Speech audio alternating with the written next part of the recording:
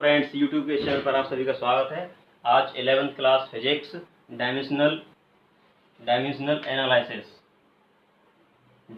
Analysis विमीय विश्लेषण पढ़ते हैं। ठीक है, तो विमाएँ क्या होती हैं? विमाएँ किसी भौतिक राशि की वे घातें होती हैं जिन्हें उस राशि के मात्रकों को व्यक्त करने के लिए मूल मात्रकों पर चढ़ाते हैं। तो इससे पहले हम मालूम कर लेते हैं मूल मात्रक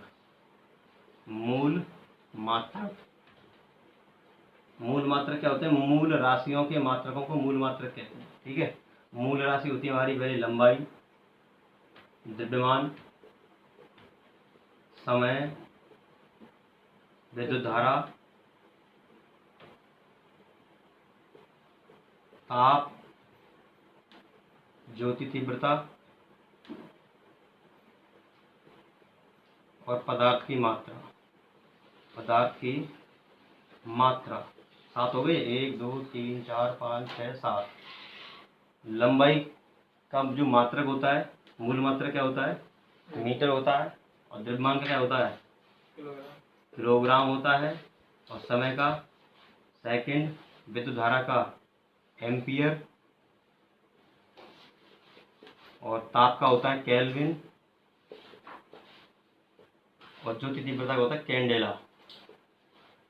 कैंडेला, और पदार्थ की मात्रा का होता है मोल। ठीक है फ्रेंड्स, तो हम क्या पढ़ने जा रहे हैं? विमाएँ वे घातें होती हैं जिन्हें उस राशि के मात्रकों को व्यक्त करने के लिए मूल मात्रकों पर चढ़ाते हैं। ठीक है फ्रेंड्स, तो मैं बता रहा हूँ। जैसे हमारा लंबाई है, लंबाई को हम कैसे रिप्रेजेंट कर रहे हैं? एल से। और द्रव्यमान को एम, मास, और समय फॉर टी, टेम्परेचर, और एम्पियर माने विद्युत धारा ए, और ताप माने थीटा टी। ठीक है, तो अब मैं सबसे पहले विमा बता रहा हूँ क्षेत्रफल की। हम क्षेत्रफल की विमा कैसे निकालेंगे? तो क्षेत्रफल का सूत्र क्या होता है? लंबाई गुणा चौड़ाई। अगर हमें किसी चीज़ का फॉर्मूला मालूम है तो हम विमा निकाल सकते हैं। जैसे क्षेत्रफल लिखा है मैंने, क्षेत्रफल का सूत्र क्या होता है? लंबाई गुणा चौड़ा होता है। तो लंबाई को मैंने किससे रिप्रेजेंट कर रहा हूँ? एल से। और चौड़ाई को कैसे करेंगे? एल से। लंबाई, चौड़ाई, ऊंचाई, गहराई, मतलब जहाँ पर हमें मीटर से नापने की जरूरत पड़े, लंबाई, चौड़ाई, ऊंचाई, गहराई किससे नापेंगे? मीटर से नापेंगे। मतलब कह सकते हैं कि दूरी की विमा एल हो गई। तो इन दोनों का मल्टीप्लाई करेंगे, कितना हो जाएगा? L power 2। इसको हम क्या पढ़ते हैं? एल कितनी बार? 2 बार यूज हुआ। इसको हम पढ़ते हैं L2। क्या पढ़ते हैं? L2। यहाँ पर हमें इसको L स्क्वायर नहीं पढ़ना है। विमा वाले चैप्टर में जो पावर होती है उनको सिंपल पढ़ते हैं, 1 2 3 इस तरीके से पढ़ने हैं। इसे पढ़ेंगे L2 न कि L स्क्वायर। ठीक है, तो क्षेत्रफल की विमा क्या हो गई? L2 हो गई। क्या हो गई? L2 हो गई। तो इसके मूल मात्रक क्या होते हैं? मीटर होता है मूल मात्रक। अब इसमें मूल मात्रक को हमने कितने बार इस्तेमाल किया है? 2 बार इस्तेमाल किया है। तो विमा हमें बताती है कि हमने उसके मूल मात्रक को कितनी बार इस्तेमाल किया है। तो इस प्रकार क्षेत्रफल की विमा L2 हो गई। क्या हो गई? अब मैं निकालूँ दूसरी, आयतन की विमा निकालूंगा। तो आयतन का सूत्र क्या होता है? लंबाई गुणा चौड़ाई और गुणा ऊंचाई होता है। तो लंबाई के लिए L लूँगा, ऊंचाई के लिए क्या लूँगा? चौड़ाई के लिए ऊंचाई, तीनों के लिए L आ जाएगा। लंबाई, चौड़ाई, ऊंचाई तीनों के लिए L आ जाएगा। और जब इनका मल्टीप्लाई कर दें तो कितना हो जाएगा? L3। L क्यों नहीं पढ़ेंगे, इसको क्या पढ़ेंगे? L3 पढ़ेंगे। तो इसका मतलब जब हमने किसी चीज़ का आयतन निकाला है उसमें हमने जो मीटर पैमाना है उसको 3 बार यूज़ किया है। एक तो लंबाई नापी हमने, एक बार चौड़ाई नापी हमने, एक बार ऊंचाई नापी है। ठीक है, तो आयतन की विमा क्या है? L3। क्या पढ़ते हैं इसको? L3। इसको L क्यूब नहीं पढ़ना हमको। ठीक है, तो ये विमा किसकी हो गई? आयतन की हो गई। क्षेत्रफल की विमा समझ में आ गई, आयतन की विमा समझ में आ गई। ठीक है, और आगे देखें, तो आगे देखिए मैंने लिखा वेग। वेग का सूत्र आपने पढ़ा है कि वेग का सूत्र क्या होता है? विस्थापन बट्टे समय होता है। Correct answer. वेग का सूत्र होता है विस्थापन बट्टे समय। और विस्थापन भी हम किसी चीज़ का नापेंगे तो कैसे नापेंगे? मीटर पैमाने से नापेंगे। तो इसकी विमा क्या हो जाएगी? L हो जाएगी। और समय की विमा क्या होती है? T। अब इसकी पावर 1 है, जब ऊपर पहुंच जाएगी तो LT माइनस 1। इसको क्या पढ़ेंगे? LT minus 1। तो वेग की विमा क्या हो गई? LT माइनस 1 हो गई। इसी प्रकार चाल की विमा क्या होगी? चाल बराबर क्या होता है बच्चा? दूरी बट्टे समय होता है। तो दूरी को हम कैसे नापेंगे? L, और समय को T। तो LT माइनस 1। ठीक है, तो वेग और चाल की दोनों की विमा क्या होगी, LT माइनस बल। समझ में आ रहा। अब त्वरण बराबर सूत्र क्या होता था, वेग परिवर्तन बट्टे समय होता है। त्वरण की परिभाषा क्या बताई थी 9वीं क्लास में हमने, कि वेग परिवर्तन की दर को क्या कहते हैं, त्वरण कहते हैं। तो त्वरण का सूत्र क्या होता है, वेग परिवर्तन बट्टे समय। तो वेग की विमा क्या है, ऊपर निकाली हमने, क्या निकाली है, LT माइनस 1, ठीक है ना। और समय की क्या होती है, T होती है, इसकी पावर क्या है 1 है, ऊपर जाएगी तो LT माइनस 2। तो this is the dimension of acceleration. ये त्वरण की विमा हो गई। समझ में आ रही। अब मैं बता रहा हूँ बल। तो बल बराबर होता है द्रव्यमान गुणा त्वरण। F बराबर m पढ़ा था हमने, सूत्र पढ़े थे हमने, F बराबर m है, तो द्रव्यमान गुणा त्वरण। तो द्रव्यमान की विमा क्या, m, द्रव्यमान को m लिखवाई मैंने भी, और त्वरण की ऊपर निकाल चुके हैं हम, क्या होती है LT माइनस 2। तो इसको क्या हो जाएगी, m LT माइनस 2। तो this is the dimension of force. तो ये बल की विमा होगी, क्या होगी, m LT माइनस 2। समझ में आ रही, ठीक है। अब कार्य बराबर होता है बल गुणा विस्थापन। बल गुणा विस्थापन हमने पढ़ा था, W बराबर FD, पढ़ा था कभी। तो बल की विमा क्या है, ये ऊपर निकाल चुके हैं, ठीक है, m LT माइनस 2। और विस्थापन की क्या होती है, विस्थापन की L होती है, ऊपर लिखे ना। तो ये क्या हो जाएगा, m L2, L की L में पावर जुड़ जाएगी, गुणा करेंगे तो mL2 और T माइनस 2। तो this is the dimension of work. ये कार्य की विमा हो गई। समझ में आ रही है, ठीक है। तो शक्ति बराबर होता है कार्य बट्टे समय। सूत्र होता है शक्ति बराबर कार्य बट्टे समय। तो बच्चा कार्य की डायमेंशनल ऊपर निकाल रखी हमने, क्या है, mL2 T माइनस 2। तो this is the dimensional of कार्य, और ये समय की क्या है, T। इसको ऊपर ले जाएंगे तो क्या हो जाएगा, mL2 स्क्वायर नहीं, mL2 और T माइनस 3, ठीक है। समझ में आ रही, नोट करो। देखिए आगे देखते हैं घनत्व। घनत्व की विमा निकालने के लिए हमको क्या मालूम है, इसका फॉर्मूला मालूम होना चाहिए। क्या मालूम होना चाहिए, फॉर्मूला। तो घनत्व होता है द्रव्यमान बट्टे आयतन। इसका सूत्र होता है द्रव्यमान बट्टे आयतन। अब हमने द्रव्यमान की विमा क्या बताई थी, m, और आयतन की क्या निकाली है, नंबर 2 पे L3 निकाली है। क्षेत्रफल के बाद जो निकाली थी, क्या निकाली थी, L3 निकाली थी। अब ये ऊपर पहुंच जाएगा तो उसकी क्या आएगी, mL माइनस 3। तो ये किसकी विमा हो गई, घनत्व की। कोई खतरनाक काम तो नहीं है, सिंपल काम है, समझ में आ रहा आसानी से। संवेग बराबर होता है द्रव्यमान गुणा वेग। द्रव्यमान गुणा वेग, P बराबर m भी पढ़ा हुआ कभी आपने, ठीक है।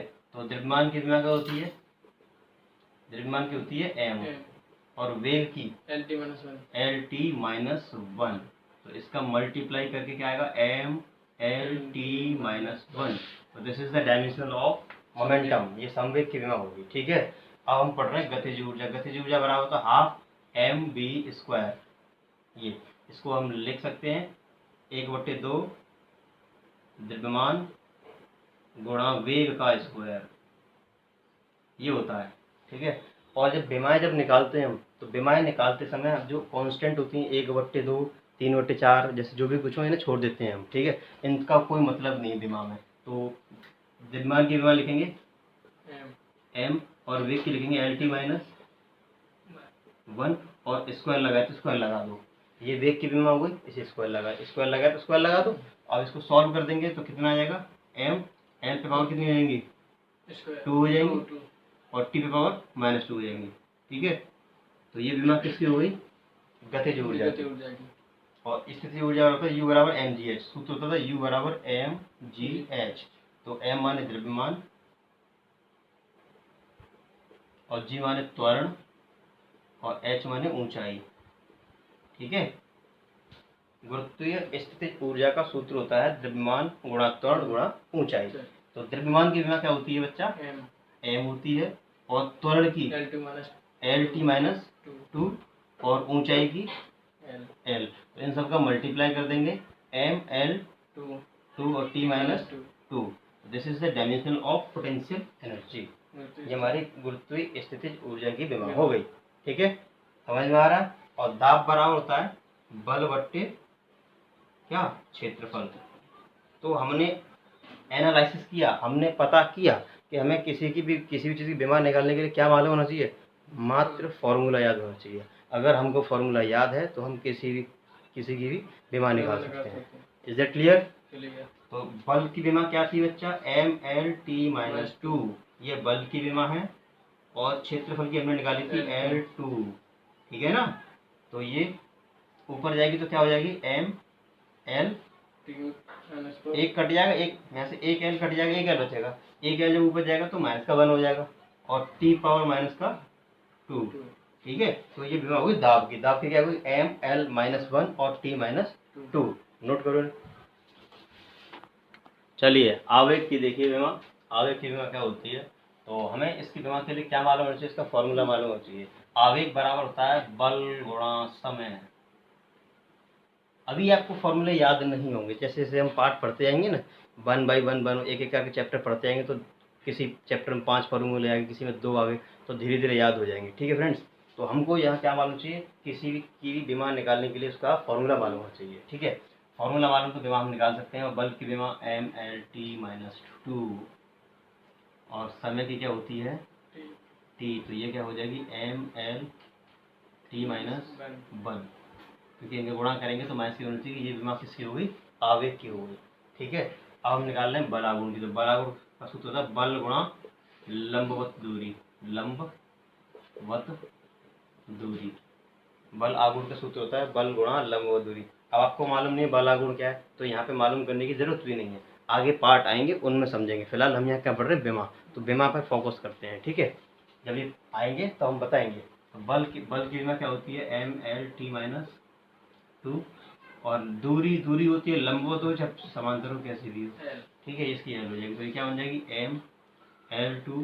ML2T-2।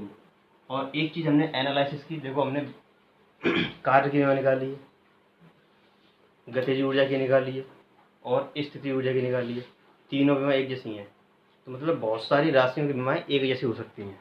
ऐसा नहीं है कि ये तो बल की विमा थी इसकी कैसी हो गई, तो मतलब बहुत सारी राशि ऐसी होती है जिनकी विमाएँ एक जैसी हो सकती हैं और होती हैं बहुत सारी राशियों की, ठीक है। तो ये कार्य की विमा होती है, गतिज ऊर्जा की होती है, स्थिति ऊर्जा की होती है और बल आघूर्ण की भी है, ठीक है ना। और प्रतिबल बराबर क्या होता है, प्रतिबल बराबर क्या होता है, प्रतिबल का सूत्र जानते हैं क्या होता है, प्रतिबल होता है बल बट्टे क्षेत्रफल। प्रतिबल का फॉर्मूला बल बट्टे क्षेत्रफल, बल बट्टे क्षेत्रफल। तो बल की विमा क्या होती है, MLT-2 और क्षेत्रफल की क्या होती है बच्चा, L2, यस L2। और इससे एक L कट जाएगा, ऊपर पहुंच जाएगा तो क्या बन जाएगा, ML-1 और T-2। तो ये विमा किसकी हो गई, प्रतिबल की हो गई। यही दाब की विमा थी। दाब बराबर भी क्या था, बल बट्टे क्षेत्रफल था, तो ये भी क्या प्रतिबल बल बट्टे क्षेत्रफल है। ये विमा दाब की होती है और प्रतिबल की भी होती है, ठीक है। और विकृति बराबर सूत्र होता है लंबाई में वृद्धि बट्टे प्रारंभिक लंबाई। लंबाई वृद्धि को कैसे नापेंगे, मीटर से नापेंगे, मतलब दूरी हो गई तो उसकी विमा क्या हो जाएगी, L हो जाएगी। और चाहे प्रारंभिक लंबाई हो चाहे अंतिम लंबाई हो, दोनों को कैसे नापेंगे, L से नापेंगे। तो यहाँ L से L कट गया, काटना कूटना नहीं है, हमको क्या करेंगे, इसकी पावर क्या 1 है, इसकी पावर भी क्या 1, तो 1 - 1 हो जाएगा, तो ये L पावर 0।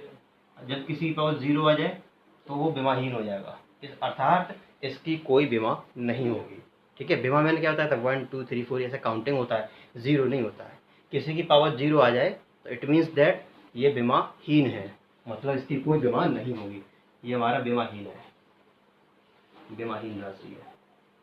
क्या कोई और राशि ऐसी हो सकती है जो विमाहीन हो, यस हो सकती है, बहुत सारी हो सकती हैं। जैसे हमारा होता है कोण, कोण का सूत्र था चाप बट्टे त्रिज्या। कोण वाला तो चाप बटे त्रिज्या। चाप जो है ऐसे लगाते हैं इस तरीके से, ठीक है। तो इसको भी, ये भी एक दूरी है, तो इसको हम कैसे नापते हैं, L से नापते हैं।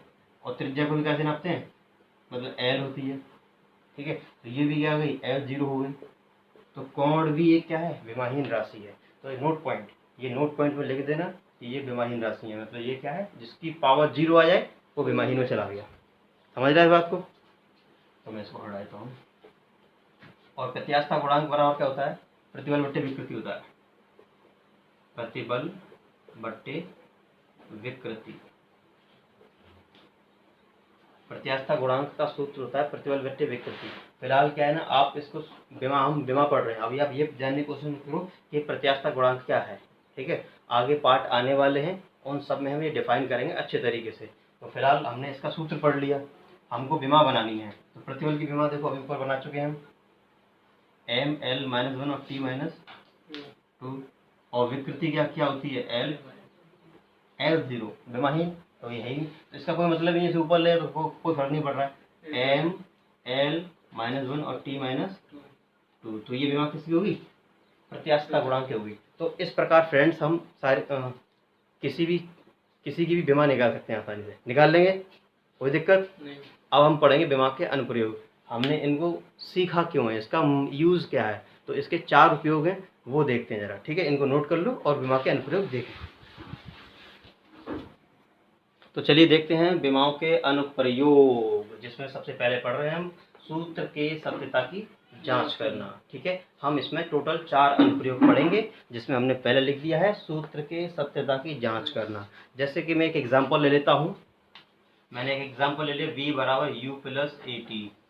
ये आपको पता है फ्रेंड्स, गति का प्रथम समीकरण होता था, ठीक है, हमको पता है सही है, लेकिन हम इसको विमा की सहायता से बताएंगे आपको चेक करके ये सही है या फिर गलत है, ठीक है। तो इसके लिए हमको यहाँ पर ये मालूम होना चाहिए, v क्या है, वेग होता है, और u क्या है, ये भी वेग होता है, और a त्वरण है, और t क्या है, टाइम है, ठीक है ना।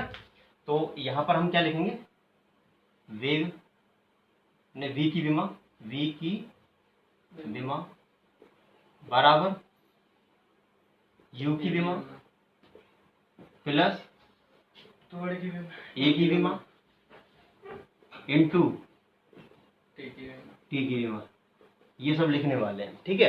तो हमने पढ़ा अभी वेग की विमा क्या होती है, L T minus one, this is the dimension of velocity, अभी हमने पढ़ा था, ठीक है।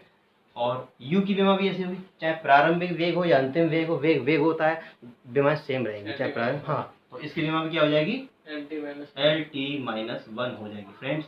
और a की विमा क्या होती है, त्वरण की, एल टी माइनस टू, त्वरण की विमा एल टी माइनस टू होती है, ठीक है फ्रेंड्स। तो मल्टीप्लाई, अब t की विमा क्या होती है, t होती है, इज दैट क्लियर। तो this is L T minus one plus, इन दोनों का मल्टीप्लाई कर देंगे तो this is L T minus one हो जाएगा, ठीक है ना। अब इसके आगे वन मान लो, इसके आगे वन मान लो, तो वन वन कितना हो गया, two, L T minus one हो गया, इस तरीके से। तो ये क्या है, एल टी माइनस वन। अब ध्यान रहे, विमाओं में हम जो कांस्टेंट नंबर होते हैं उनको छोड़ देते हैं, जैसे यहाँ पे 2 है, इसको छोड़ दिया जाएगा बिकॉज इट इज़ कांस्टेंट। जैसे मैंने अभी विमा निकाली थी गति ऊर्जा की, उसमें था 1/2 द्रव्यमान गुणा वेग स्क्वायर था, तो 1/2 में छोड़ दिया था। इसी प्रकार यहाँ पे हम 2 छोड़ देंगे, ठीक है।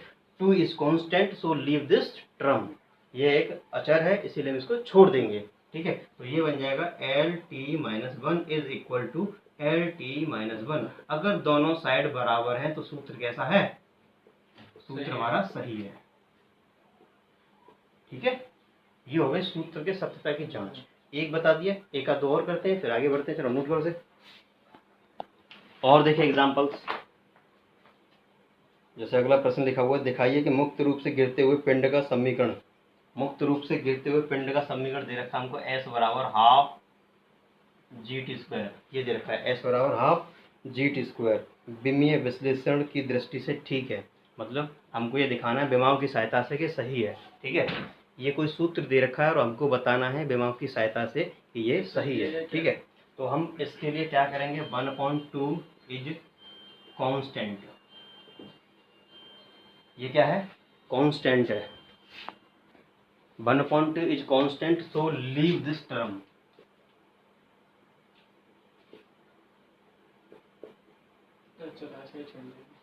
है 1/2 का कांस्टेंट है, नियतांक उसको हम छोड़ देंगे, ठीक है। तो हम क्या ले लेंगे, s बराबर ओनली जी टी स्क्वायर। तो हम क्या करेंगे अब यहाँ पर फ्रेंड्स, इधर करेंगे s की विमा, ठीक है ना, इधर क्या करेंगे s की विमा लिखेंगे, यहाँ पे क्या लिखेंगे g की विमा और मल्टीप्लाई t की विमा जो भी आए उसका स्क्वायर, क्योंकि स्क्वायर लगा है, ठीक है ना। तो एस, हमको इस सूत्र में ये मालूम होना चाहिए, नोटेशन मालूम होना चाहिए कि एस क्या चीज़ है, जी क्या चीज़ है और टी क्या चीज़ है। तो हमको पता है यहाँ पे पहले से, फ्रेंड्स हम पहले से पढ़ते आ रहे हैं कि एस यहाँ पर दूरी होती है, क्या होती है, दूरी होती है। तो इसकी विमा क्या हो जाएगी, ओनली एल।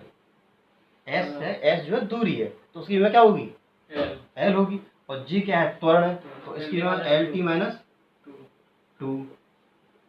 और टी क्या है, टाइम है, उसकी विमा क्या रहेगी, टी रहेगी, लेकिन पावर लगा 2। तो इस दोनों का मल्टीप्लाई कर देंगे तो ओनली यहाँ पे क्या बचने वाला है, क्योंकि ये नेगेटिव और पॉजिटिव कैंसिल हो जाएंगे। Yes yes. तो L is equal to L, दोनों साइड बराबर है, इट मीन्स दैट ये फॉर्मूला कैसा है, करेक्ट है। हमको इस प्रश्न में यही करना था कि इसको विमाओं की सहायता से ठीक दिखाना था, तो हमने दिखा दिया। क्लियर, नोट करो, अगला देखो। एक और प्रश्न देख लो। स्वतंत्रता पूर्वक v वेग से h ऊंचाई से गिरते हुए पिंड के लिए v बराबर √2gh समीकरण के लिए विमीय संतुलन का परीक्षण कीजिए, जहाँ g जो है गुरुत्व त्वरण है। हमको यहाँ पर सूत्र दे रखा है फ्रेंड्स कि v is equal to √2gh। इसको हमें चेक करना है विमाओं की सहायता से, ये सही है अथवा गलत। ये चेक करेंगे तो उसके लिए हम क्या करेंगे, पहले स्क्वायर कर दो, स्क्वायर ऑन बोथ साइड, दोनों तरफ वर्क कर देंगे तो यहाँ v पर स्क्वायर आ जाएगा और ये हो जाएगा 2gh, ऐसा हो जाएगा। और दो क्या है, कांस्टेंट है, 2 is constant, so leave this term, इसीलिए इसको हम क्या कर देंगे, छोड़ देंगे। अब इसमें चेक करेंगे केवल, ठीक है। तो हम क्या करेंगे, v की विमा निकालेंगे, v की विमा लिखेंगे, v की विमा क्या कर देंगे, स्क्वायर कर देंगे, क्योंकि यहाँ पर स्क्वायर लगा हुआ है, ठीक है। फिर क्या लिखेंगे, g की विमा, फिर लिखेंगे मल्टीप्लाई h की विमा, करेक्ट। तो v की विमा क्या होती है, LT माइनस 1, और पावर कितना रहेगा, 2 रहेगा, और g क्या है हमारा, त्वरण, तो इसकी LT माइनस 2, करेक्ट आंसर। और h क्या है, h हाइट होती है, इसकी l हो जाएगी, है ना। तो ये क्या है, ये पावर दोनों पर लगा दो अलग अलग, तो दिस इज हो जाएगा L2 and this is T2, L2 and T minus 2, correct. अब L का L में मल्टीप्लाई कर देंगे तो L2 होगा और T हमारा ऐसे ही रहेगा। तो यहाँ भी हमने देखा कि दोनों साइड बराबर आ गई, दोनों साइड बराबर आ गई, इट मीन्स दैट ये भी सूत्र कैसा है, सही है, ठीक है फ्रेंड्स। तो अब मुझे लगता है कि आप ये एप्लीकेशन सीख गए हैं, ठीक है। अब अगला एप्लीकेशन देखते हैं, इसको नोट कीजिए। अब हम एप्लीकेशन पढ़ रहे हैं कुछ अचर राशियों की विमा एवं मात्रक ज्ञात करना, ठीक है। तो इसमें एक प्रश्न दे रखा है, किसी कण का वेग, प्रश्न नंबर 3 है, किसी कण का वेग जो है AT प्लस B/T, ये लिखा हुआ है, किसी कण का वेग v बराबर AT प्लस B/T समीकरण द्वारा व्यक्त किया है, जहाँ t समय है और a तथा v के सूत्र याद करने हैं। यहाँ पर a क्या है और v क्या है, ये हमको पता करना है क्या चीज़ है, ठीक है फ्रेंड्स। तो ये हमको फॉर्मूला दे रखा है, हमको यहाँ पे क्या करना है, a की विमा निकालनी है और v की विमा निकालनी है, क्या होगी, ठीक है। जो स्मॉल a और b जो लिखा हुआ है, इनकी विमा निकालनी है, और हमें पता है कि v यहाँ पे वेग है और t क्या है, टाइम है, ठीक है। अच्छा, मैं आपको बता दूं एक बात, कि कोई राशि जोड़ी अथवा घटाई तभी जाती है जब वो सेम सेम हो। अगर ये वेग है तो यकीनन ये भी वेग होगा और ये भी वेग होगा। वेग वेग जोड़ता है, जैसे गधा गधा जोड़ता है, घोड़ा घोड़ा जोड़ता है, इसी प्रकार यहाँ पर अगर ये वेग बराबर दे रखा है तो इसका प्रत्येक टर्म जो वेग के बराबर होगा। तो मतलब हम फॉर द वैल्यू ऑफ ए का मान निकालने के लिए क्या करेंगे, v बराबर AT लिख देंगे। अगर ये वेग है तो ये भी वेग होगा और ये भी वेग होगा, तो इनको अलग अलग मान लेते हैं इस तरीके के सवालों में। तो हम क्या करेंगे, v की विमा लिखेंगे, v की विमा क्या होती है, LT माइनस 1, और a की तो हमको निकालनी है, और t की क्या होती है, समय की t होती है, ये नीचे पहुंच जाएगा, तो this is LT minus 1 and divided by t, right. अब ये t पहुंच जाएगा ऊपर, तो बन जाएगा LT माइनस 2, ठीक है। तो हमने यहाँ पर a की विमा निकाल ली, क्या हो गई, LT माइनस 2। तो इसको देखकर हम कह सकते हैं कि यहाँ पर a क्या है, त्वरण है, क्या है, त्वरण है, क्योंकि LT माइनस 2 क्या होता है, त्वरण होता है। ये तो विमा हो गई। अगर इसी में पूछ लिया जाए कि a का मात्रक क्या है, तो हम a का मात्रक भी जनरेट कर सकते हैं, यहाँ पर a का मात्रक भी बता सकते हैं। a का अगर मात्रक पूछ लिया जाए तो बेटा L फॉर मीटर लेना है और टी फॉर सेकंड लेना है, सेकंड पावर -2। इसको ऐसे लिख देंगे या फिर मीटर बट्टे सेकंड स्क्वायर पावर 2 हो जाएगी ना। तो ये हमने ए की बीमार निकाल ली। Is that clear? Anyone problem? No problem. ठीक है, तो ये हमने जैसे हमने v बराबर ए टी मान लिया, अब इस बराबर v बराबर क्या मानेंगे? v अपॉन टी मानेंगे। ठीक है, तो अब हम क्या करेंगे? v is equal to V upon T, जिसमें वेग की बीमा क्या है? एल टी माइनस 1 और v अपॉन टाइम की क्या है? t है। इसका इसमें मल्टीप्लाई कर देंगे तो क्या होगा मालूम है? एल टी, देखो l तो l है ना, l तो l है, और इस t को नीचे ले जाए तो t की पावर पॉजिटिव हो जाएगी इस तरीके से, और t की पावर नेगेटिव है उसको नीचे लाओ तो पॉजिटिव बन जाएगा। तो इससे ये v तो गया, तो v बराबर क्या बन गया? Only l। तो यहाँ पर v क्या है? v यहाँ पर लंबाई है। v मतलब लंबाई, चौड़ाई, ऊंचाई, वो कुछ हो सकता है, मतलब दूरी कह सकते हैं। ठीक है, और v का मात्रक पूछा जाए, v का मात्रक क्या हो जाएगा? मीटर। करेक्ट आंसर, v का मात्रक हो जाएगा मीटर। कहीं भी l दिखे उसका मतलब मीटर, और t दिखे तो सेकंड, और m दिखे तो किलोग्राम। ठीक है, नोट कर लो। और देखो क्वेश्चन आगे प्रश्न देखिए, प्रश्न संख्या 6 है। किसी कण का वेग v समीकरण, किसी कण का वेग समीकरण के द्वारा निरूपित है। at square plus bt plus c, ये लिखा हुआ है। ठीक है, at square plus bt plus c। तो यहाँ पर क्या पूछा है? पढ़ के सुनाता हूँ। किसी कण का वेग v समीकरण के अनुसार है और t समय है और v वेग है। यहाँ पर हमको मालूम है t समय है और v वेग है, और a b c के मात्रक ज्ञात कीजिए। क्या ज्ञात करना है हमें यहाँ पे? a b c के मात्रक ज्ञात करना। तो a b c के मात्रक ज्ञात करने के लिए हम क्या करेंगे कि a b c की बीमा ज्ञात करेंगे। क्या ज्ञात करेंगे? बीमा ज्ञात करेंगे। बीमा ज्ञात कर लेंगे तो मात्रक हम आसानी से निकाल सकते हैं। ठीक है, तो जैसा कि मैंने अभी प्रश्न में बताया कि अगर ये वेग है, ये वेग का समीकरण दे रखा बच्चा, तो ये वेग है तो उसका मतलब ये वेग है, ये वेग है और ये भी वेग है। Is that clear? तो इस क्वेश्चन में आसानी से कर सकते हैं। समझ चुके हैं ना? ठीक है, फिर इसको कर लेंगे है। चलो मैं कर देता हूँ। v बराबर क्या है? at स्क्वायर, तो v की बीमा क्या होगी? एल टी माइनस 1 होगी v की बीमा, और एक तो हमें निकालना है, और t फॉर टाइम, और पावर लगेगी 2। ठीक है, ये आएगा नीचे, तो एल टी माइनस 1 और t power 2, this is a। अब ये t जब ऊपर जाएगा तो कैसे बन जाएगा? ये हो जाएगा एल टी माइनस 3, ये 2 पावर जब ऊपर जाएगी तो माइनस ही हो जाएगी। ठीक है, तो ये तो a की बीमा होगी। अगर बीमा पूछा जाता ये तो a की बीमा हो गई। हमको पूछा है उसने मात्रक। क्या पूछा है? मात्रक। तो a का जो मात्रक है वो क्या बन जाएगा? l फॉर मीटर और t फॉर सेकंड पे घात कितनी आएंगी? -3, या फिर मीटर बट्टे सेकंड पे घात 3, ऐसे। ठीक है, इसी प्रकार b का निकाल लेंगे, इसी प्रकार c का निकाल लेंगे। तो b का निकालने के लिए क्या करेंगे? b बराबर bt ले लेंगे, b की बीमा एल टी माइनस 1, और b का निकालना है, और t फॉर टाइम, जो नीचे जाएगा ऊपर जाएगा तो कुल मिला क्या बन जाएगा? L T minus 2, L T minus 2। अगर b की बीमा पूछी जाए तो बीमा ये हो गई, और मात्रक पूछा जा रहा है तो क्या बन जाएगा? मीटर इंटू सेकंड पे घात -2, जिसको हम लिख सकते हैं मीटर बट्टे सेकंड स्क्वायर, इस तरीके से लिख सकते हैं। इसी प्रकार c की बीमा निकालनी है तो b बराबर क्या हो जाएगा? c हो जाएगा। तो v की बीमा एल टी माइनस 1 और c, तो c की बीमा क्या होगी? एल टी माइनस 1 हो गई। ये तो होगी c की बीमा, और c का मात्रक पूछा है तो मात्रक क्या हो जाएगा? l फॉर मीटर और s t फॉर सेकंड, तो इसको बोलते हैं मीटर बट्टे सेकंड। ठीक है, नोट कर लीजिए। एक और क्वेश्चन देख लो, इसका थोड़ा सा अलग है, हल्का सा। यहाँ भी दे रखा है किसी कण का वेग, यहाँ भी वेग का समीकरण दे रखा है। तो v बराबर दे रखा है a plus B T plus C upon D plus T, ऐसे दे रखा है। v बराबर a plus B T plus C upon D plus T अनुसार समय t पर है। ए बी सी डी की बीमा निकालनी है। ए बी सी डी की बीमा क्या होंगी? v यहाँ पर वेग है और t टाइम है। हमको मालूम है कि v वेग है और t टाइम है, और ए बी सी डी की बीमा हमको ज्ञात करनी है।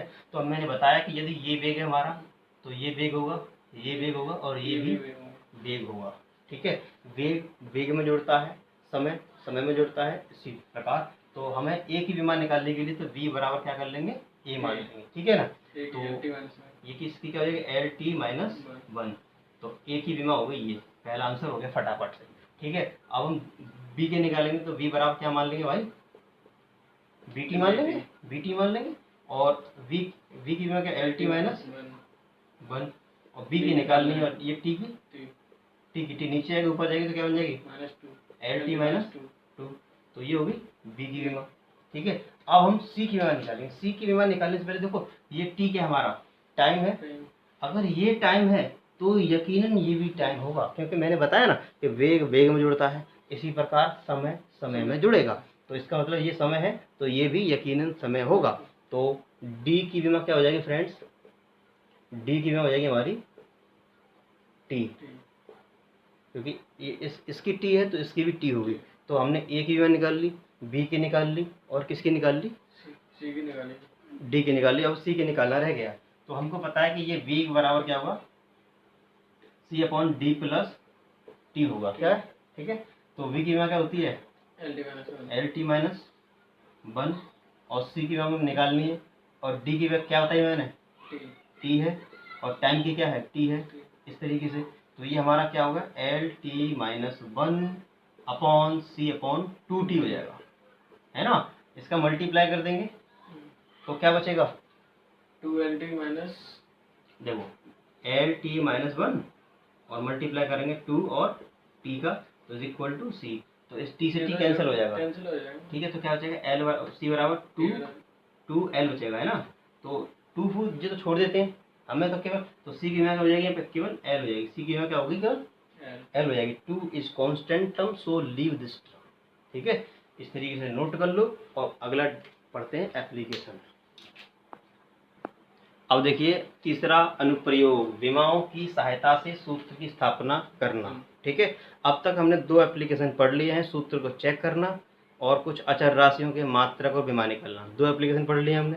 अब एप्लीकेशन तीसरा हमने क्या डाला है, विमाओं की सहायता से सूत्र की स्थापना करना, ठीक है फ्रेंड्स। तो मैं क्वेश्चन एक पढ़ता हूँ, मैं क्वेश्चन लिखूंगा तो बहुत लंबा टाइम लग जाएगा, बहुत लंबा वीडियो हो जाएगा। तो क्वेश्चन मैं बुक से पढ़ता हूँ, ठीक है फ्रेंड्स। बुक हमारे पास कौन सी है, कौन सी है, कुमार मित्तल वाले है। तो प्रश्न पढ़ रहा हूँ, विमीय विश्लेषण द्वारा सिद्ध कीजिए कि गुरुत्व के अंतर्गत मुक्त रूप से गिरते हुए पिंड टी में चली गई दूरी का समीकरण दे रखा है। यहाँ पे एक h बराबर हाफ जी टी दे रखा है, बोला है कि अशुद्ध है। यहाँ पर एक सूत्र दे रखा है, कोई पिंड ऊपर से गिर रहा है, ठीक है। तो उसके लिए सूत्र दे रखा है और बोला कि अशुद्ध है। विमाओं की सहायता से सही समीकरण ज्ञात कीजिए। तो पहले तो हमको ये दिखाना है कि ये सूत्र जो है गलत है, अशुद्ध दिखाना है, ठीक है। जो पहला एप्लीकेशन पढ़ा था हमने, पहले तो हमको गलत सिद्ध कर देना है, फिर इसको हमें सही करना है, ठीक है। तो कैसे करेंगे पहले हम इसको चेक करते हैं। चेक करने के लिए मैंने बोला कि 1/2 यहाँ पर क्या है, कांस्टेंट है, इसको हम क्या करेंगे, छोड़ देंगे, ठीक है। तो h बराबर क्या हो जाएगा, ओनली जी टी हो जाएगा, क्लियर। तो h की विमा क्या होती है, h की विमा एल एल है, और g की विमा एल टी माइनस 2, क्योंकि g यहाँ पर त्वरण है, और टाइम की क्या होती है, t। अब बेटा इनका मल्टीप्लाई कर देंगे तो एल टी माइनस 1 बचेगा, यस। और ये क्या है, l। तो क्या दोनों साइड बराबर है, नहीं। तो डज नॉट इक्वल टू, अगर बराबर है बराबर लिख दो, बराबर नहीं तो उनको इस तरीके से काट क्रॉस कर दो। तो l does not equal to L T minus 1, l जो इसके बराबर नहीं आता। इसका मतलब क्या है, सूत्र कैसा है, गलत है, ठीक है। पहला पार्ट हो गया सम्स का, हमने दिखाना था सूत्र गलत है तो हमने दिखा दिया, ठीक है। आता है सूत्र अशुद्ध है, कैसा है, अशुद्ध है। अब हम क्या करना है, हमें विमाओं की सहायता से इसको शुद्ध करना है। तो पहले आप इसे नोट कर लो, फिर मैं दिखाता हूँ। तो हमारा सम्स क्या है, h बराबर हाफ जी टी है, ठीक है। जो कि हमने पढ़ा कि गलत है, हमको इसे सही करना है। तो हम यहाँ पर जो h है, h किस किस चीज़ पर डिपेंड कर रहा है, g पर कर रहा है और t पर कर रहा है। h जो किसका पर डिपेंड कर रहा है, g पर और t पर। 1/2 तो कांस्टेंट है, उसको हम छोड़ दे रहे हैं यहाँ पर, ठीक है। और g पे पावर कुछ मान लेते हैं और t पर पावर कुछ मान लेते हैं, ठीक है। 2-3 प्रश्न देखेंगे, आपको समझ में आ जाएगा कि क्या मैटर है। तो h बराबर हम इसको लिख सकते हैं, इसको हटाएंगे तो यहाँ पर इक्वल टू आता है, विद कांस्टेंट आता है। ये हमारा अनुक्रमानुपाती साइन है, ये काय का साइन है? अनुक्रमानुपाती या समानुपाती, या फिर इंग्लिश में बोलते हैं डायरेक्टली प्रोपोर्शनल टू। इसको हटाते हैं तो इक्वल टू आता है विद कांस्टेंट, कुछ ना कुछ कांस्टेंट भी आता है। तो कांस्टेंट हमें यहाँ पर क्या मानना है? हमेशा k मानना है, ठीक है। और g की पावर a एंड t की पावर b। क्लियर? अब हम यहाँ जैसे हमने बेमा ये अभी हमने चेक किया था सूत्र गलत है या सही है, तो उसके लिए हमने 1/2 छोड़ दिया था क्योंकि ये अचर है। ऐसे यहाँ पर k जो है अचर है, इसको छोड़ देंगे तो h बराबर क्या बन जाएगा? g की पावर a एंड t की पावर b। g की पावर a एंड t की पावर b, ठीक है। अब h की विमा क्या होती है फ्रेंड्स? l होती है। और g की विमा क्या होती है? lt minus 2। इसकी पावर क्या? a। और t की विमा क्या? t। और इसकी पावर क्या? b। तो ये पावर इस पर लगा दो, l पे पावर कितनी आ जाएगी? a। और t की पावर कितनी आएगी? -2a, ठीक है ना। तो ये t की पावर b। अब इन दोनों कर देंगे गुणा, तो l पे पावर a और t की पावर -2a प्लस b। गुणा में गाते हैं जुड़ती है, पढ़ा था बचपन में, ठीक है। तो यहाँ पे देखो l है बढ़िया है, जो चीज नहीं है वो जीरो है। भैया किसी भी हाथ जीरो का मान 1 होता है, 1 का मल्टीप्लाई l में कर दूंगा तो l ही है, तो आज भी ये l ही लिखा हुआ है। समझ में आ रहा है? अब l की पावर कितनी यहाँ पे? एक। तो l की पावर से l की पावर की तुलना करो तो a बराबर कितना आ गया? a बराबर आ गया 1, ठीक है। और t की पावर क्या है? -2a plus b। और यहाँ पे क्या है? 0, ठीक है। तो -2 और a का मान कितना निकाल चुके हैं हम? 1 निकाल चुके हैं। तो ये -2 हो गया प्लस b = 0। तो b बराबर कितना हो गया? +2 हो गया। ये वाली वैल्यू हम समीकरण 1 में रख देते हैं। तो h बराबर क्या है हमारा? k है। और g a की पावर कितनी? 1। और t की पावर कितनी? 2, क्योंकि b का मान कितना निकाला? 2। और k का मान यहाँ पे कितना होता है? 1/2। तो ये हमारा सही सूत्र है, h बराबर हाफ GT²। मतलब इस सूत्र में कमी क्या थी कि t पे पावर 1 थी, अगर 2 पावर होती तो यही सूत्र सही होता हमारा, ठीक है। समझ में आ गया? इसे लिख लो। एक क्वेश्चन और देखते हैं। और देखिए दूसरा प्रश्न, पहला प्रश्न बताया हमने, दूसरा प्रश्न देखें। यदि किसी सरल लोलक का आवर्तकाल t, गोलक के द्रव्यमान m, धागे की लंबाई l, गुरुत्वीय त्वरण g पर निर्भर करता है तो विमीय विधि से आवर्तकाल के लिए सूत्र ज्ञात कीजिए। जिसके लिए सूत्र ज्ञात करना है उसको हमें लेफ्ट साइड में लिख लेना है इधर, ठीक है। और बाकी जो बचे उन्हें इधर लिख दो। तो हमें आवर्तकाल के लिए सूत्र ज्ञात करना है, और ये द्रव्यमान m, लंबाई l और गुरुत्वीय त्वरण g, ठीक है। यहाँ पे आवर्तकाल जो है m l g पर निर्भर कर रहा है, तो हमें आवर्तकाल के लिए सूत्र ज्ञात करना है। तो हम क्या करते हैं, इनकी पावर a b c मान लेते हैं, ठीक है। और मैंने बताया कि अनुक्रमानुपाती साइन हटाते तो बराबर आता है, और साथ में कोई कांस्टेंट आता है, ठीक है। उसके बाद m की पावर a और l की पावर b एंड g की पावर c, ठीक है। अब मैंने बताया कि k यहाँ पे कांस्टेंट है, बेमाओं के लिए इसको छोड़ देते हैं हम, ठीक है। तो क्या कर देते हैं, t बराबर m की पावर a, l की पावर b एंड g की पावर c, ठीक है। अब हम क्या करते हैं, t क्या है? टाइम है, आवर्तकाल है, तो इसकी विमा क्या है? t ही होगी, ठीक है। इसकी विमा यहाँ पर t ही होगी। और m बहुत द्रव्यमान है, द्रव्यमान की विमा क्या होगी? द्रव्यमान की m, द्रव्यमान मास की m, द्रव्यमान की m होगी। आयतन थोड़ा ही है, L3 बोल रहा है। लंबाई की क्या होगी? L होगी, ठीक है। और g यहाँ पर त्वरण है, तो त्वरण की थी LT-2। क्या होती है? LT-2, इसकी पावर c, ठीक है। तो यहाँ पर एक्चुअल में क्या हो गया, m की पावर a और l की power b and plus c, क्योंकि इसका मल्टीप्लाई कर देंगे, m की पावर c जरा और b जरा, तो l पे की पावर b प्लस c हो जाएगा, और t की पावर माइनस का 2c होगा। और जो चीज़ यहाँ पे नहीं है उनको हम क्या मान लेते हैं? 0 मान लेते हैं। m l 0 और t 1, ठीक है ना। अब a बराबर क्या हो गया फ्रेंड्स? 0। a बराबर 0 हो गया फटाफट से। और b प्लस c बराबर क्या हो गया? a प्लस c बराबर 0 हो गया, ठीक है। ये इक्वेशन 1 हो गया। और -2c बराबर कितना हो गया? 1 हो गया। तो c बराबर कितना होगा माइनस का? 1/2। This value put in equation 1। आप 1 में रख दो तो b प्लस -1/, तो c का मान माइनस का 1/2, और ये वाली वैल्यू हम यहाँ रख देंगे c की जगह पर। तो b का मान कितना हो जाएगा? ये प्लस माइनस माइनस हो जाएगा और ओवरऑल उधर जाके प्लस का हो जाएगा। Is that clear?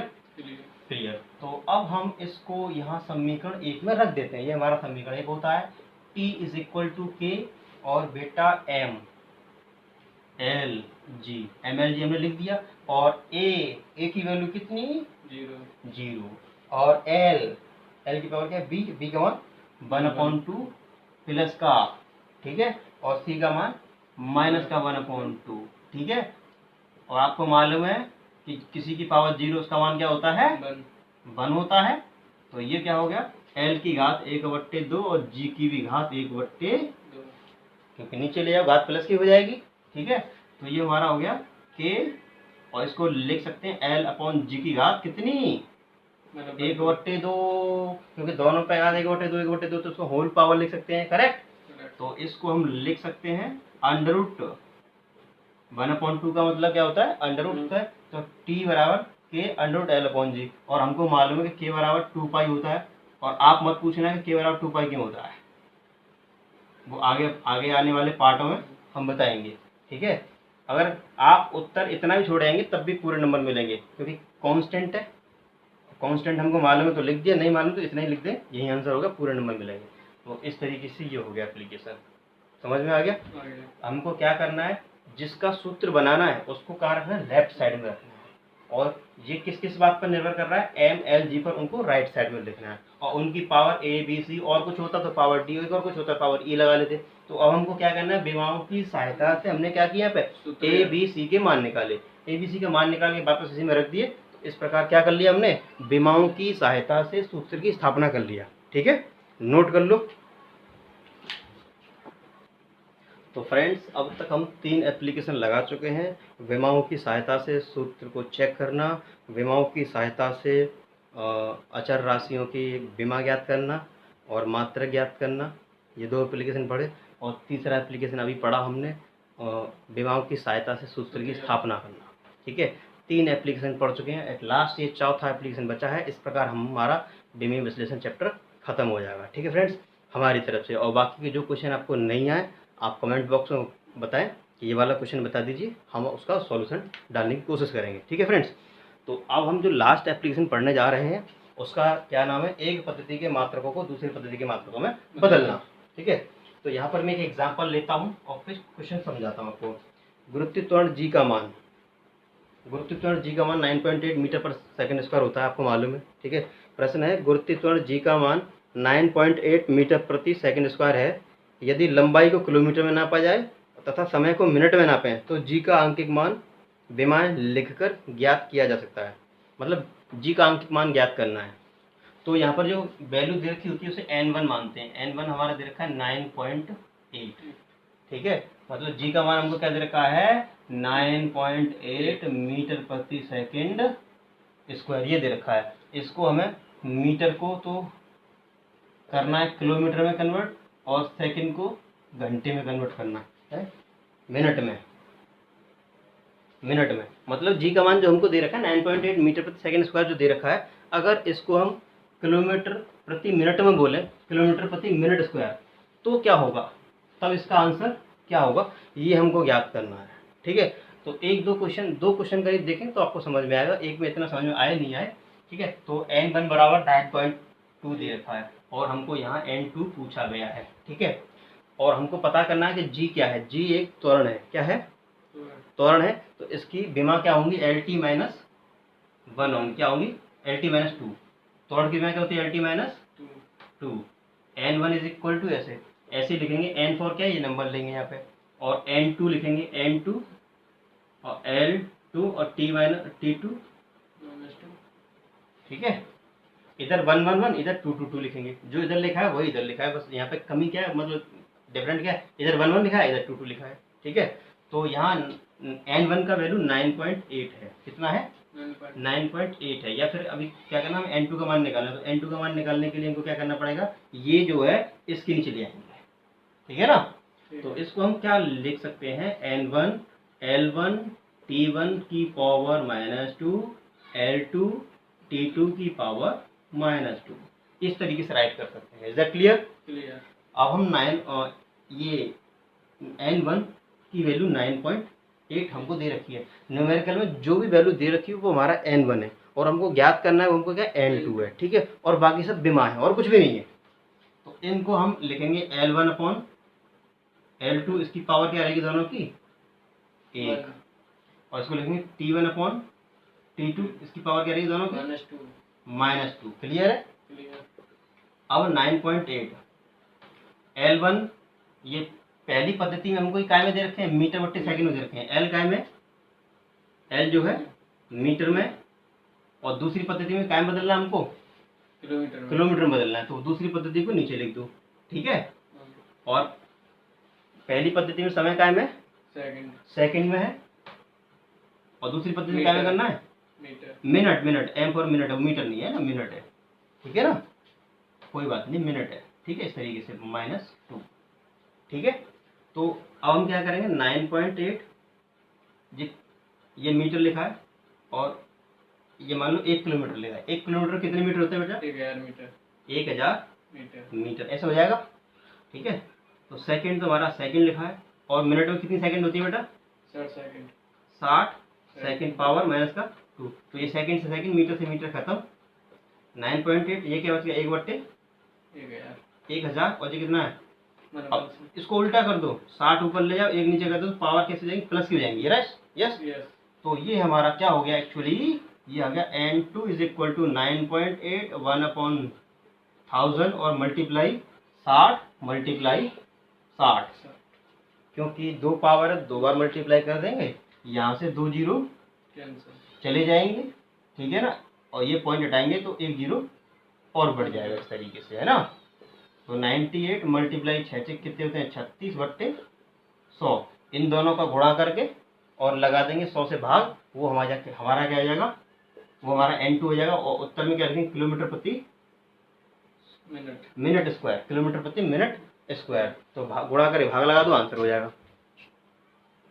अब इसमें न्यूमेरिकल टाइप क्वेश्चन है, इस चौथे एप्लीकेशन पर आधारित, और क्वेश्चन दे रखे हैं 10, ठीक है। इनमें से कुछ क्वेश्चन हम कर देंगे, बाकी के आप इसी प्रकार कर लेना। जो नहीं आए कमेंट करके ज़रूर बताएं, ठीक है। और वीडियो को लाइक करना ना भूलें भाई, अगर समझ में आ रहा है तो। नहीं आ रहा तो कोई बात नहीं है। वायु में ध्वनि की चाल, हमको चाल दे रखी है, v बराबर दे रखा है 332 मीटर प्रति सेकेंड। वायु में ध्वनि की चाल 332 मीटर पर सेकेंड है। यदि लंबाई का मात्रक किलोमीटर तथा समय का मात्रक घंटा हो, तब चाल का मान क्या होगा। मतलब हमको इसको काय में कन्वर्ट करना है फ्रेंड्स, किलोमीटर प्रति घंटे में कन्वर्ट करना है। अभी हमने किया था किलोमीटर प्रति मिनट में, और अब हमको करना है किलोमीटर प्रति घंटे में कन्वर्ट करना है, ठीक है। तो मैंने जो बताया था कि यहाँ पर जो वैल्यू होती है, ये हमारा n1 है। n1 बराबर कितना है यहाँ पे, 332। This is the value of n। और हमको ज्ञात क्या करना होता है यहाँ पर, हमको n2 ज्ञात करना है प्रत्येक सवाल में, ठीक है। प्रत्येक न्यूमेरिकल टाइप क्वेश्चन में हमको यही करना है। तो मैंने क्या बोला कि n1, और ये क्या है, वेग, तो वेग की वैल्यू होगी L1 T-1, L1 और T-1, इधर 1 और इधर n2 2, जो इधर देखा वो इधर देखा होता है, इधर 1 इधर 2। हमको निकालना होता है n2, तो n2 बराबर क्या होता है, L1 और ये बराबर वाली चीज डिवाइड में पहुंच जाएगी, नीचे आ जाएगी, मतलब L2 और T-1, इस तरीके से। क्लियर, ठीक है। अब इनको क्या लिखेंगे, n1। अब LL को एक डब्बे में ले लो, L1 अपॉन L2, और TT को अलग डब्बे में ले लो, L1 upon T1 upon T2, और पावर दोनों में क्या होगी, -1। समझ में आ रहा। तो L1 की वैल्यू कितनी बच्चा लो, 332, ठीक है। और L1 मतलब पहले L1 मतलब पहले क्या है, ये पहले मीटर में, और कन्वर्ट क्या में करना है बेटा, किलोमीटर में। चल समझ में आ रहा है तेरे। और समय पहले में क्या में, सेकंड में, और कन्वर्ट क्या में करना है, घंटे में। इसकी पावर कितनी, क्लियर। तो अब हमको क्या, इनको करते हैं एक जैसी राशि में कन्वर्ट करते हैं। तो 332 दिस इज मीटर, और किलोमीटर में 1000 मीटर, मतलब बोलने लग रहा है, समझ में आ रहा है। तो सेकंड तो सेकंड है भाई, और एक घंटे में कितनी सेकंड होती है, 3600 सेकंड। तो सेकंड से सेकंड खल्लास, मीटर से मीटर खल्लास, तो बचा क्या, N2 बराबर आ गया 332 मल्टीप्लाई 1/1000, और इसकी पावर है -1, इसको उल्टा कर लो, मतलब 3600 बट्टे कितना, 1, तो इसकी पावर कैसी हो जाएगी, प्लस की हो जाएगी। तो यहाँ पर क्या करेंगे, 2 जीरो काट देंगे। अब इन दोनों को गुणा करके इसे भाग लाएंगे तो 1195 समथिंग आ जाएगा किलोमीटर प्रति घंटा। ठीक है, समझ में आ गया? लिख लो, एक और सवाल करते हैं। देखो दूसरा प्रश्न देखिए, न्यूमेरिकल टाइप क्वेश्चन है।